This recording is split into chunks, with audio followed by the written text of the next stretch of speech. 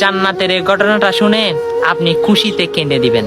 আমার আল্লাহ কঠিন হাসরের দিনে দুইজন বান্দাকে বলে, হে তুমি জাহান্নামে যাও, তুমি জান্নাতে যাও।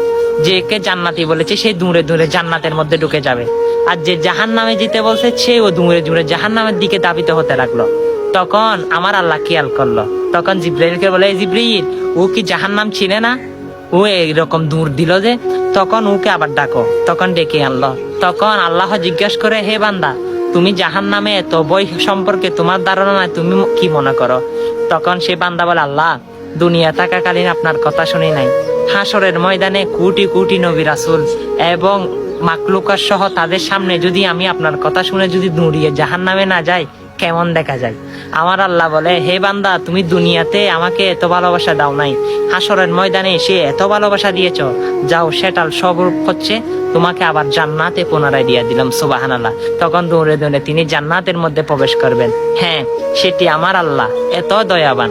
অবশ্যই সেই আল্লাহর প্রেম ভক্তি নিয়ে তার ভিডিওগুলো সকল মুসলমানের কাছে পৌঁছে দেন।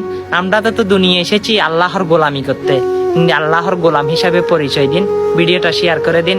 আমিন।